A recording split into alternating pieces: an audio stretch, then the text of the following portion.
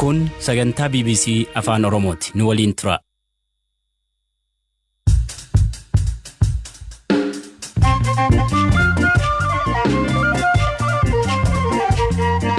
Yooyaa ammallee yooyaa dhaggeeffattoota raadiyoo BBC Afaan Oromoo sagantaan keenya Naayiroobii keenya irra dhufu jalqaba. Qophii jimaata keessatti kafaa'uun uummata Oromootiin lammiilee Itoophiyaaf hawaasa addunyaatiin nu birmadhaa jedhe. Jawaar Mohaammed akka jabbii asiifachi burraaquu arrabtuu argite fuulli isaa kun goggogee shuntuure ijaan ilaaluu hin dandeessu. Jawaar Mohaammed ittiin fakkaatu. Ijaarsi manneen Finfinneetiin maallaqa gamga'uu dhabama. Misoomni manaa kun kan baankii irra jiru biliyoona 53. Birriin kun garuu bakkee itti wannoo ta'ee jira jechuudha. Hagammaa garuu oodichi asxaa jedhee oodichi wal godhamee hin jiru. Haalli baqattoota Itoophiyaa Suudaan jiranii maal fakkaataa? Suudaan irraa isaniif himnaa? Oduu biraalee qabadee dhiyaadhaa an asli galgalooti nu dhiyaadhaa.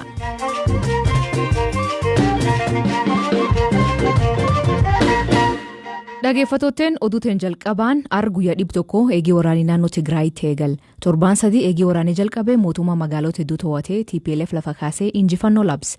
Garuu waraanichi kasaara hedduu dhaqqabsiise. Namni hedduun lubbuu dhabee qabeenyi barbadaa'ee namni 60 ta'uu biyyoolaa gam Suudaanii baqate. Waayilkii yaadata biraanuu kaampii baqattoota Suudaan jiru haali isaan keessa jira maal fakkaataa jedhee gaafadhe. Galatoomii asli har'a guutuu lammaffaatii kaampii baqattoonni itti jiran kanan oolee jiru. Egaa haalli kaampichi itti jiru gaarreen bakkaatti gaarreen itti kan dhaabbatee argamu. Baqattoonni kan jiraachaa jiran dukkaanota xixiqqoodha dhaabbatanii jiran keessadha.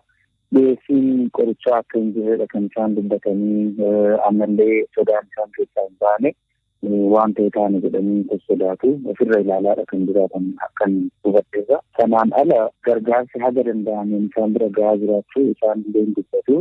Lammiileen Sudaan namoonni naannoo illee isaan gargaaraa akka jiranidha kan dubbatan. Asiin dura gabaasii adda addaa kan agarre namni achi baqatee hedduun ijoollee xixiqqoo fi dubartoota jedhanii akkasumoo. Sirrii. Ijoollee xixiqqoo hedduun arge dubartoonni illee akkasuma kan garaadha qabanii jiru kan reefuu dahanii ciisan illee hin jiru dubartoonni gurguddoon kan jaarroleen illee kan bakka kabbana jalatti cicciisanii jiran hedduu argeen jira. Garuu hedduminaan kanan argee dargaggootadha. Baay'inaan baqattoota keessaa dargaggoota irra caala. Maal dubbatan waan isaan muddatu gara Tigraay kanaatti maan haasa'an? Kan isaan itti himani maaliif asitti baqattanii gaafa jennuun naannoo jiraachaa turretti bakka adda addaadhaan kan ibsanii bakka jiraachaa turretti boombiin irratti roobee jennaan baqatte. Maaloo qabeenya keenya maaloo keenya homaa osoo hin jedhin lubbuu keenya oolfachuudhaaf iyyuu akkasumatti harka qullaa kaanee gara kanatti dhufnee waan akkasiidha kan dubbatanii akkasumallee osoo amma gara biyyaatti deebi'ee haana geessisuu jedhanii hin deebitumoo jennee gaafii dhibbeessaa fi turre isaan kan jedhanii hin deebinaa garuu ammallee sodaa qabnaa waraanii waan wal habiin waan dhaabbatanitti fakkaatu jedhaniidha kan itti dubbatan. Gaaf duraanii baqatanii namooti hedduun maatii isaaniitiin addaan baanii jedhanii yookiin gargar badanii jedhanii wal argatammoo agammaa namni garii maatii isaanii gari isaan jiran hin beekan. Hedduminni namoota an argee egaa kaampii tokkichaan daawwadhe keessa namoota 20 olidha kan jiraatan kaampii gurguddaa lamadha kan jiru warreen ani dubbise keessa maatiin hedduun walumaanidha kan jiraatan garuu ijoolleen xixiqqoon kan reefu maatii isaanii waliin agarree kan nyaatiif abbaan irraa bu'anii qofaatti mooraan ijaaramee fi achi keessa kan jiraachaa jiran jiru isaaniin egaa ijoollee gatii ta'aniif dubbisuu waan hin danda'amneef hin dubbisneeni garuu fagoodhaa argamee ni jira. Fuulduraan maanti ta'a jedhanii yaadu jarri kun? Hin sodaatu ammallee nageenyi hin buune jedhu bakkeetti deebi'uun seena garuu ammallee homaa wanta bareedatii qabnee fi asuma teenyee waan jiru ilaaluu barbaadaadha kan isaan jedhan. Galatoom yaadata. Hayyee galatoom yaadata. Paartiin Koongireesii Federaalaa Oromoo kafaa'uun lubbuu miseensotaa fi lammiilee keenya miidhamuuf mootummaan itti gaafatamummaa fudhataa jedhe. Ibsa baaseen kafaa'uun hooggansaa fi miseensotii isaa qaama olaanaa irraa eegalee akka sadarkaa jalaa man hidhaa jiraachuu fi namooti lagannaa nyaataa jiran akka lubbuu jiraachuu dubbata. Taalleen soda guddaa waan qabnuuf gaafilee mootummaaf uummata Oromoofiif lammiilee Itoophiyaa dhiyeessuuf nu dirqamee jedha. Gaafileen tun maalii jedhee miseensa hojii koree raawwachiiftuu obbo Xuruunaa Gamtaa gaafadhe. Ibsichi gara caalaatti kan inni dubbatu waa'ee miseensota keenyaa mana hidhaa jiranuu keessumaa immoo lagannaa nyaataa warra godhanii miidhaarra akka jiran kanarratti hundaa'eeti. Mootummaan itti gaafatamummaa bahuun isarraa eegamu raawwachuutu irra jira. Hawaasi Itoophiyaa, ummatoota Itoophiyaa, ummata sabni Oromoo fi hawaasa addunyaa nuti dhaabbatee namooti kun du'arraa akka baraaraman deeggarsa akka nuu godhan tumsa akka nuu godhan gaafachuu irratti hundaa'eeti kana. Waa'ee kanirraa mootummaan dubbatanii beektu duraan? Qaamaan dubbannee hin beeknu garuu xalaa adda addaa barreessine yeroo adda addaa waajjira muummichaatiif barreessineerra miidhaa namoota keenyarra gahaa jiru.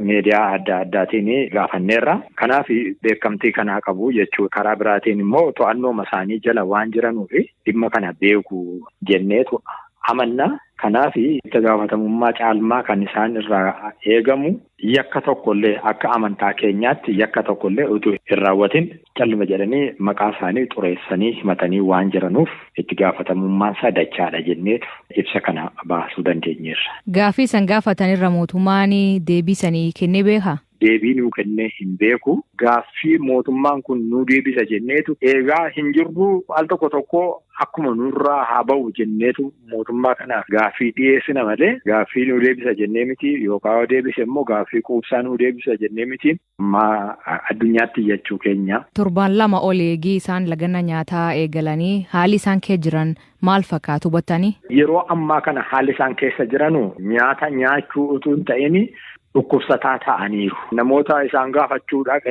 ilaaluu hin danda'anu muka qabatanillee yookaan waa tokko qabatanii ka'anii dhaabbachuu hin danda'anu rakkoo guddaa keessa jira. Dhukkuba guddaa keessa jiru.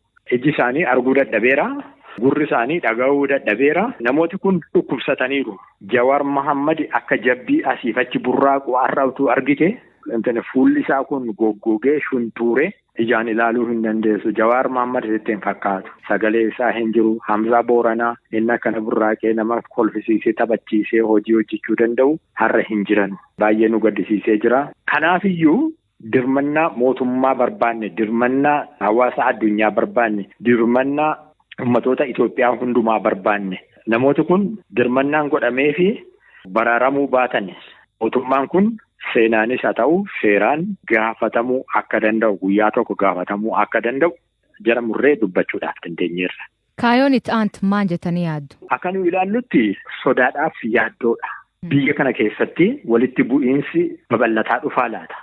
Jenneetu miseensota keenyallee walitti qabne sabni akka walitti hin buune, akka dhiigi hin dhangalaanne, akka qabeenyi hin gubanne, akka hin cabne jenneetu dubbataa turre. Egaa akka keenyatti itti gaafatamummaa keenya hin baana jenneetiin haala kaayyoo keenyaatiin qabsoo karaa nageenyaa geggeessina. Karaa qabsoo nageenyaa geggeessinu kuni namooti hidhaa jiran kun nuu hiikamanii gadi baanee ummata tasgabbeessuudhaaf yaada qabna kun. Namooti keenyaa miseensoti kafaa'oo hidhamaniiru yoo jedhamu waa'ee Baqqalaa Garbaa, waa'ee Dajanee Xaafaa, waa'ee Jawaar Siraaj Mahmad, waa'ee Hamzaa Booranaa jedhuun. Garuu godinirraa namni baay'een itti gaafatamtooti godinaa hidhamaa jiruun miseensoti keenya kun kabajamtooti kun nuu hiikamuutu irra jiran. Jawaar Mohammad hidhamee akkam goonee Arsii deemuu dandeenya, akkam goonee Harargee Baalee deemuu dandeenya, akkam goonee Gujii deemuu dandeenya. Baqqalaa Garbaa hidhamee akkam goonee Wallagga deemuu dandeenya. Dajanee Xaafaa hidhamee akkam goonee Shawaa Lixaa deemuu dandeenya, akkam goonee Harar deemuu dandeenya. Galatooma Buxuruna. Isinis carraanaa kennitaniif galatooma.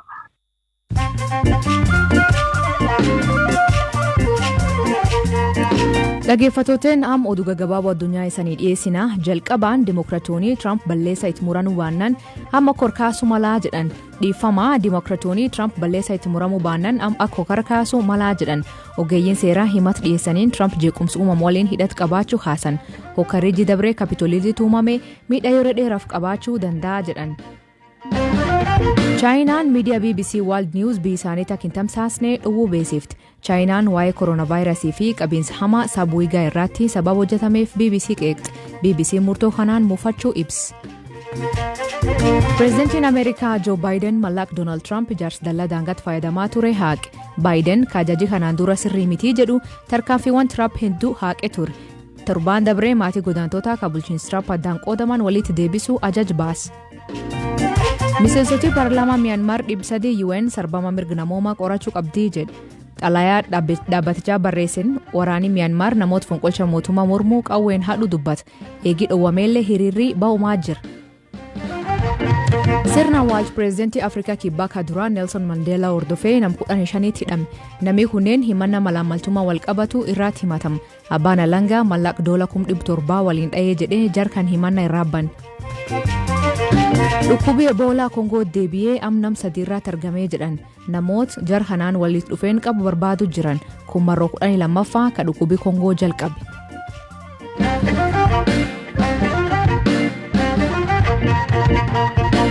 Dhiyoo tanaa bulchiinsi magaal Finfinnee manneen jireenyaa yookiin kondominiyeemii 21,695 karaa seera lanaatiin qabamee jiraachuu qorannaan adda baa'uu ibsee ture. Haalum kanaan ijaarsi kondominiyeemii Finfinneetti birrii miliyoon 53 maalitti akka baay'ee raagaa hin qabu jedhama.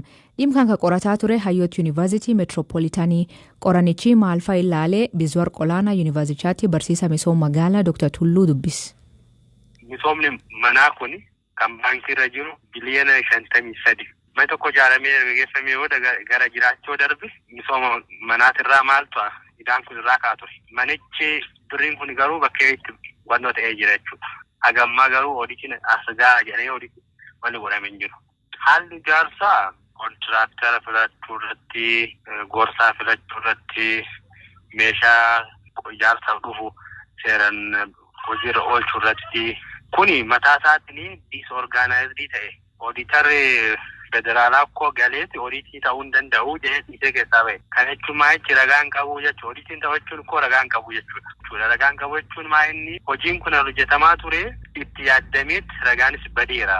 Gabaasa keenya irratti kan dabarsaa turre gara bilookiin manaa bilookiin tokko mana 30 mana 40 qabaachuun mala. Bilookiin 28-29 kan ta'u hojjetamne nu kan akkanumatti raafilii fudhanne jechuudha. Manoota biramoo kan galmaa'ee jiru gara bilookii 400 hin hojjetamne sun hojjetin adeera. Waajjirri kun boordii ambulaa boordiin waan irratti taasisee qawwee qabate hin jiru. Haa ijaaramu yaamee wanni kaamee tokko osoo ijaaramin adee. Mallaqi garuu itti kaffalamee jechuudha. Mallaqni akka itti kaffaletti kalafamanni mul'isu hin jiru. Ragaan badeera.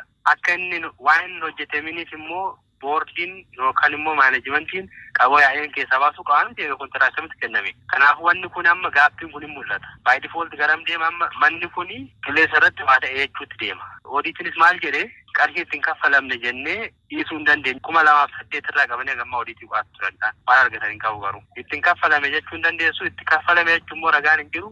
Ittiin kaffalame jechuus ragaan hin jiru. By default garuu maal ta'uu qaba akka qaama mootummaa tokkotti wanni tokko yoo hafe qawwee keessa. Dhimma kanaaf kunis osoo hin hojjetamin hafanii jettee keessa. Garuu sanoonni mul'isu hin jiru. Miliyoona 53 irra jira jechuun ikkoo kumuleetii kanaa hundaa ta'uu malaadha. Maaliif? Manni eeganamatti darbee manni harkasaa jiru mana xiqqaadha. Akkamitti qarshiin kun hundi irra jira jettee yoo ilaaltu konfiisii godha. Maaliif manni harkasaa jiru warra uummatatti darbeera. Uummatatti darbee jechuudha wannoon surraa idaan surraa hidhachuu qaba ture. Amma mana xiqqaatu harkasaa jira kan hojjechaa jiru. Manni amma harkasaa jiru miliyoona 53 baasaa hojjette kan amma qorannoo san keessa seenuu habaannu malee konfiidensii akka ittiin kennu. Waggoota 15 darban kanatti qarshiin biliyoona 53 kun maalirratti akka bahe ragaan hin jiru jechuudha. Qarshiin kun neetiin hin jiru. Neetiin mana tokkotti irratti hagana bahe jedhamee dubbachuuf ragaan disorgaanaayizii ta'e waan ta'eef oodiitiin kanaaf jechuudha. Simintoon haganaan bitamtee haganaan kanatti kanarra oolee kan jettu hin jirtu. Maqamaadha wanni isaa baay'ee komplikeetidha. Naannoon kondominiyeemii ijaarsa wajjin wal qabatu kun bakka saamichi illee sirriitti itti mul'atu jedhamee hamatama. Isin akka nama qorannoo kana geggeessititti waggoota darban kana maal fakkaata ture? Bakkee hanni guddaan itti gaggeeffame kana keessatti tokko keessaa tokko. Manni ijaarramee ragaan qabu. Manni namaa kennamee akka itti kenname hin beekamu. Namni mana harkaa qaba baankii keessa hin jiru. Akkuma amma komplikeetediin isaa kun dhimma hannaati fi hanna keessa akka ture kiliiliitti mul'isa. Dhaggeeffattootteen sagantaan keenya galgal kanaa ganumaa torbaan guutuu nu eeggatanii nu dhaggeeffachuu keessaniif ulfaadha isaniin jedha. Mammaansi galgal kanaa galati bad haaloon badi yareennaa jedha. Hiikan isaa isan biraat maan kooment keessa nu beeksisa. Sagantaa kan qophees Hamza Hussein gam teknikaatiin Deevis Masaaru kan isaniif dhiyees an Aslii Galgalooti yoo waaqii jedhu torbaan dhuuf saatti akkana walitti deebina. Jimaatii kaquufaaf gammachuu isaniif haa ta'u nagaa waaqa kee bulaa oraa bulaa deebana hangafamaan dhan bulaa.